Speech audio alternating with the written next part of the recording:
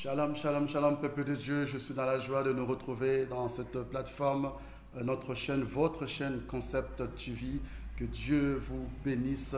Vraiment, nous sommes dans la joie, heureux de vous partager ce message. Je suis vraiment particulièrement dans la joie de voir vos commentaires, vos encouragements sur nos vidéos que nous sommes en train de publier. N'hésitez pas à partager, à liker, à vous abonner massivement afin de recevoir toutes sortes de notifications. Voilà, je suis encore là devant vous pour finir, conclure ce dont je tenais vraiment à partager avec vous sur le thème de quatre vérités à retenir afin d'avancer, d'évoluer et de réussir avec Dieu.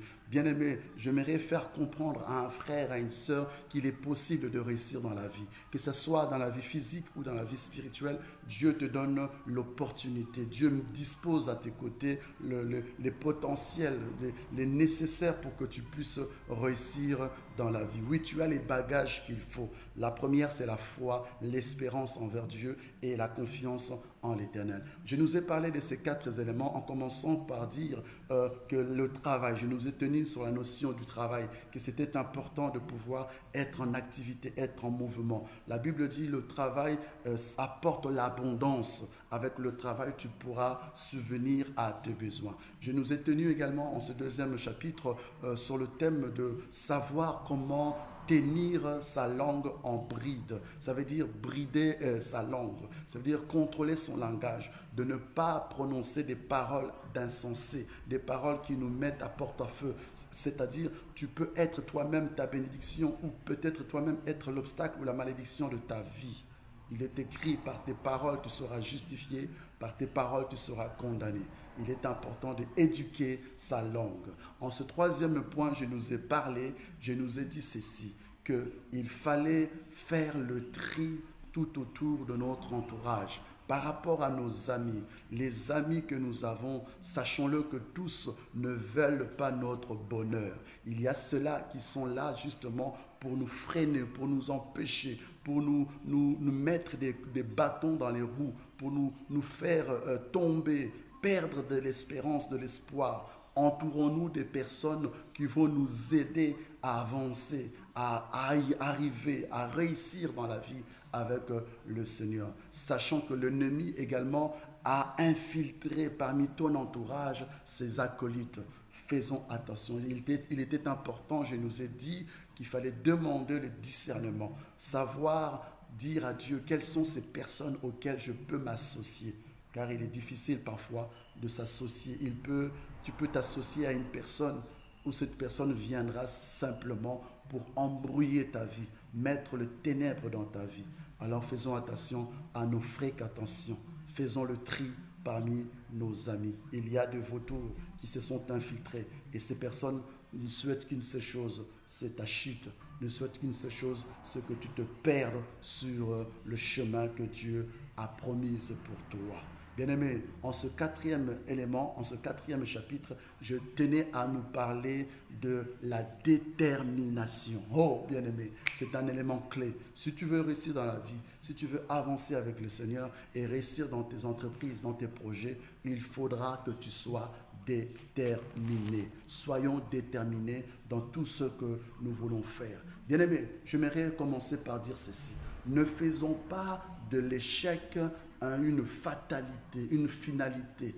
Bien-aimé, l'échec ne peut être quelque chose qui doit t'abattre. Non, au contraire, dans ton échec, sache comment tirer les leçons de tout ce que tu as subi, de tous les échecs, les erreurs que tu as pu connaître. On nous dit quoi? C'est par ces erreurs qu'on acquit, on reçoit et on grandit physiquement et spirituellement. Par nos erreurs, nous comprenons que maintenant nous avons pris une certaine maturité. Alors que l'échec ne puisse pas t'abattre, que l'échec ne soit pas une fatalité, un fin en soi. Non, à travers l'échec, sachons comment tirer les leçons afin de continuer, de se relever, d'enlever de la poussière. Même si nous sommes venus à tomber, relevons-nous et reprenons de l'avance.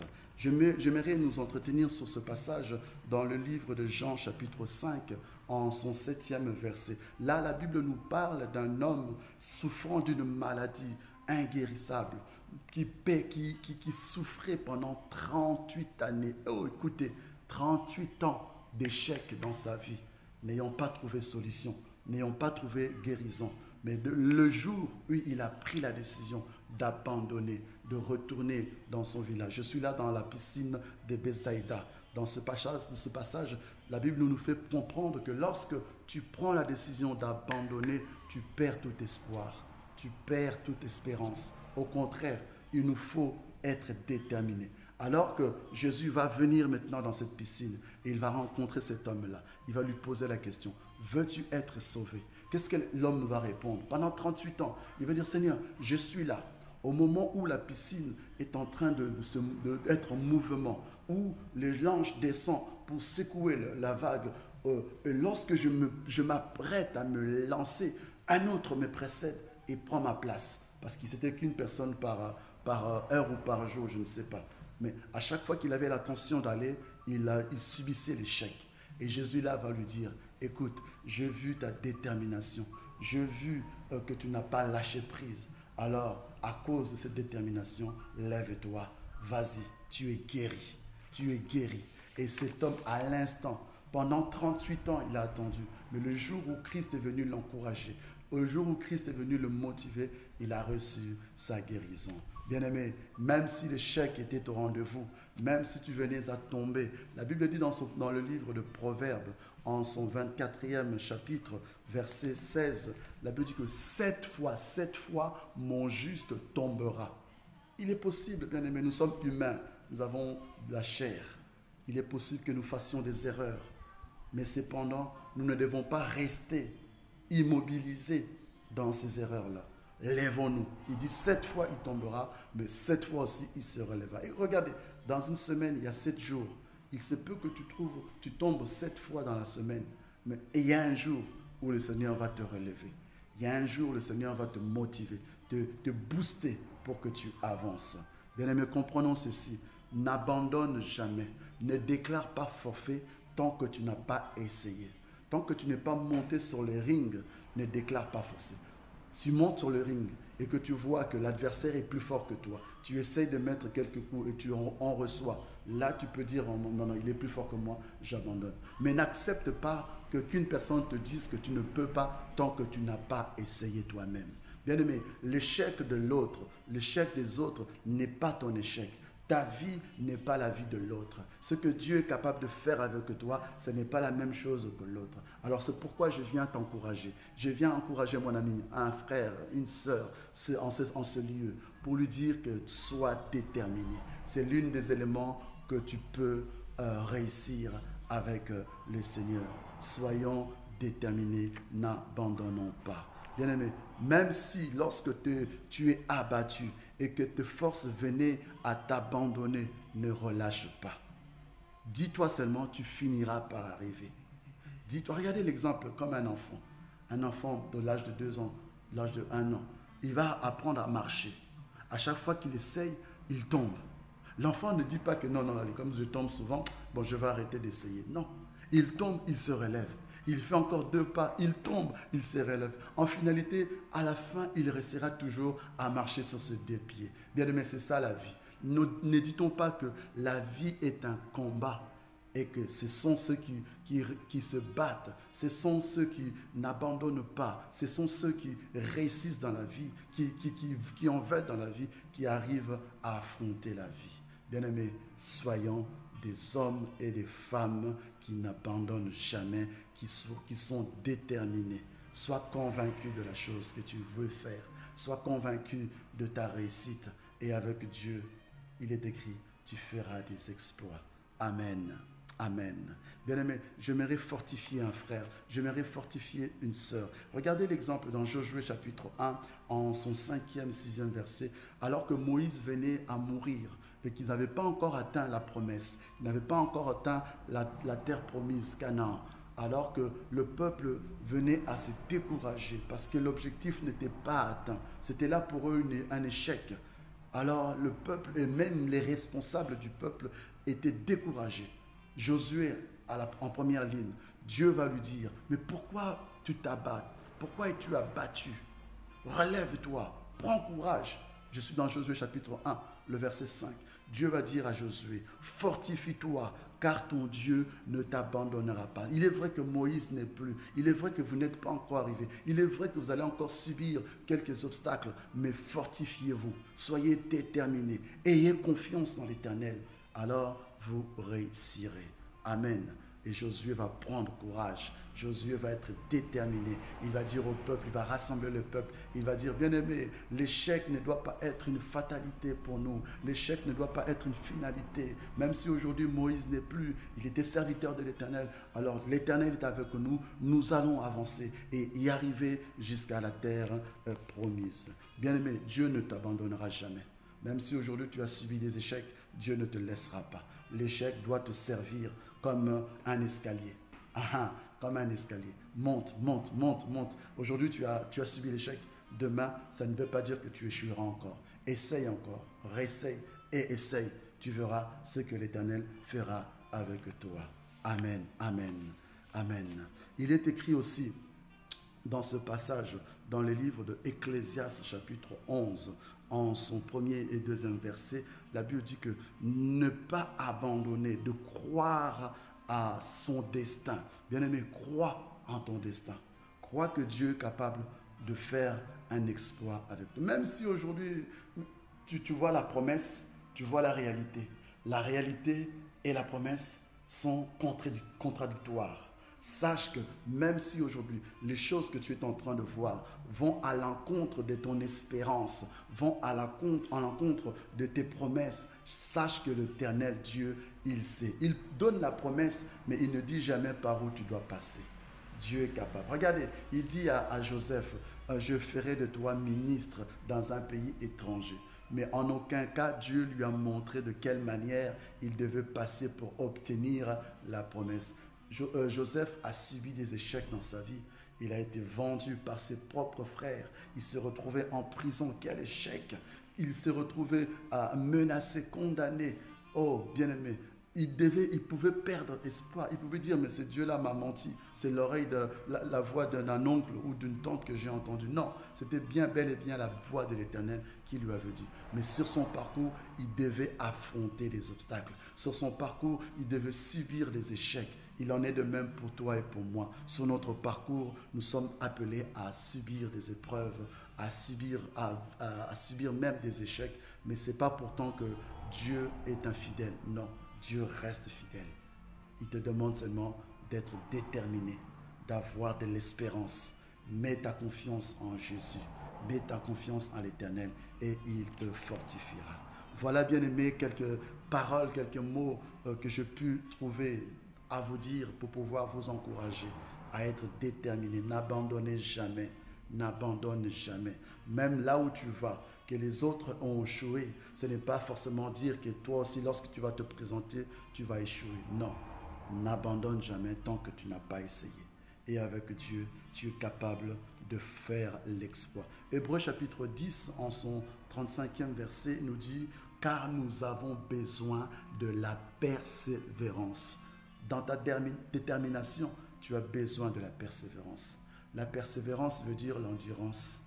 Même si l'épreuve est difficile, ton endurance fera que tu arriveras jusqu'au bout. Même dans la vie, tu reçois des coups, mais sache que la promesse, elle tient toujours. Tu réussiras avec Dieu. J'aimerais nous citer quelques citations des hommes qui nous ont encouragés, qui nous ont parlé des choses qui concernent la détermination. Il était dit quelque part, on ne peut connaître un homme, comprenez bien, un homme avec un grand H, c'est-à-dire je parle de la femme et de l'homme. On ne peut connaître un homme qui n'ait subi l'épreuve de l'adversité. C'est-à-dire tu ne peux te découvrir si tu ne passes pas par l'épreuve. Tu ne peux savoir quelle est ta force. Je continue. On ne peut connaître un homme avant qu'il ait subi l'épreuve de l'adversité.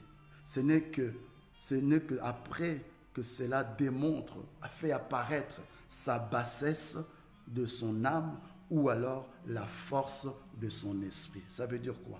On nous dit souvent que l'homme se découvre face à l'adversité. Tu te découvres quand tu te mets face à un mur. Des choses qui te dépassent, des choses qui sont au-dessus de tes forces, de tes moyens. Alors, celui qui a la foi, celui qui a confiance en Yahvé, il découvre que ses capacités, ses potentiels sont au-delà de ce qu'il peut espérer, imaginer. Parce qu'à ce moment-là, Dieu viendra à ton aide.